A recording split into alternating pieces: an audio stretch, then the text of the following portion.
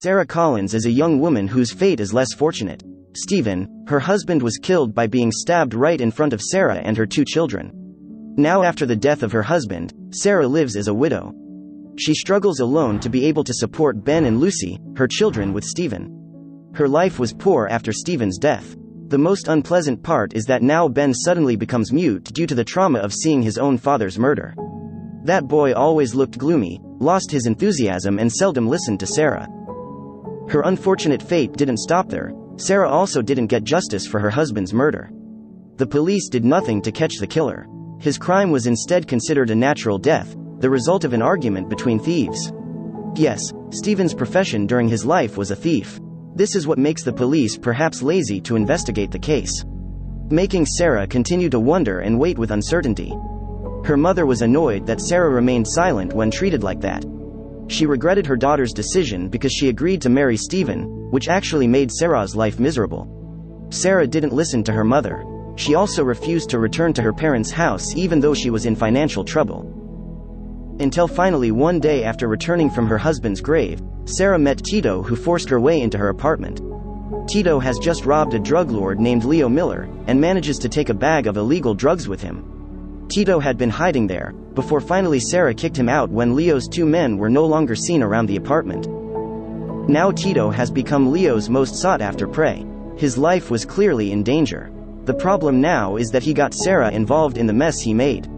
Tito came and went to Sarah's apartment, because the man hid the stolen drugs there. He gives Sarah money from the sale of the drugs. But Sarah had refused, she was afraid. Moreover, Tito said he would do it for 5 days. Long enough for Sarah to go through with anxiety and fear. Sarah's refusal is actually pointless, as Tito threatens to kill Sarah if she doesn't cooperate. Sarah gave up. She let Tito in and out of her house. But one day, Sarah thinks she could use Tito to find information about what happened to her husband. So after they talked the second night when Tito came, she asked Tito about her husband. Sarah thought, as a criminal, Tito might have some information about Stephen's killer. Someone who seems to be covered up by the police, so no one dares to testify to reveal the culprit. Tito initially said he did not know, but after remembering his name again, he called Stephen a drug dealer. Sarah dismissed the fact as she believed her husband was not involved in the dirty work. Tito snapped at him and asked Sarah to get out of his presence. That night there was no information that Sarah could get. She has not yet been able to find peace and find out who killed her husband. It's a shame, but now Sarah and her 2 children can enjoy life a little, and have fun from the money Tito gave her as part of the partnership. She can go shopping again without worrying about whether she has enough money or not. For a moment Tito's presence was indeed very helpful. Now the existence of drugs in Sarah's house, the situation became chaotic. Sarah was tempted to try it, but she still managed to undo it. But due to lack of caution, Ben played with it and used it. Sarah rushes to secure Ben. The problem was that Tito got very angry with Sarah. He tries to rape Sarah, but Sarah fights back and frantically stabs Tito. The incident ended fatally with Tito's death, due to a deep stab wound and loss of blood. Sarah is confused what to do with Tito's corpse. Before finding a solution, 2 policemen came to her apartment after receiving a report of a commotion. Sarah was tense and panicked. 2 police officers came in to check the situation. Not long after, because Sarah immediately chased them away, now only Sarah, her 2 children and Tito's corpse were left. On the other hand, Leo already knows that Tito is a person who steals drugs. He also sought information on his whereabouts from friends who lived in Tito's apartment. A friend of Tito's said he did not know where the man had gone. They were then severely tortured by Leo by beating him with a hammer. Sarah is still safe so far. She herself was busy going to buy the tools to cut Tito's body.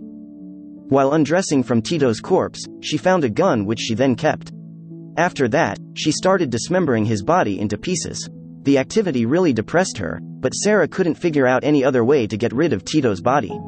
So all day long, Sarah really spent her time doing those sadistic acts, suppressing herself until Tito's body was completely divided into smaller pieces, thus making it easy to throw away.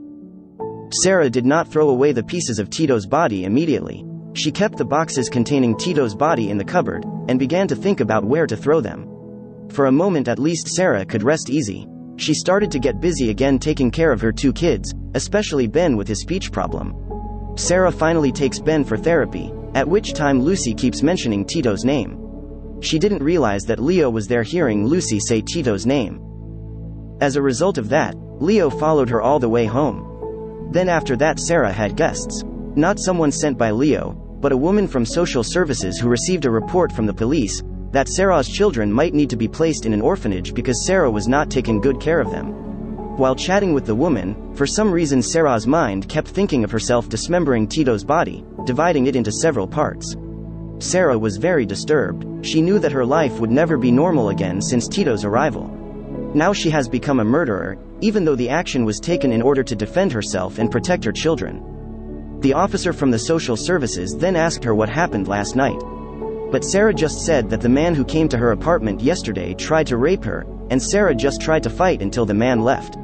Sarah certainly did not tell the full version. She's not that crazy to throw herself in jail. The social service officer then left after receiving this information from her report. In the evening after Sarah read her children fairy tales, she left the apartment with a tired face carrying black bags filled with pieces of Tito's body. Sarah throws them in various trash cans around the apartment.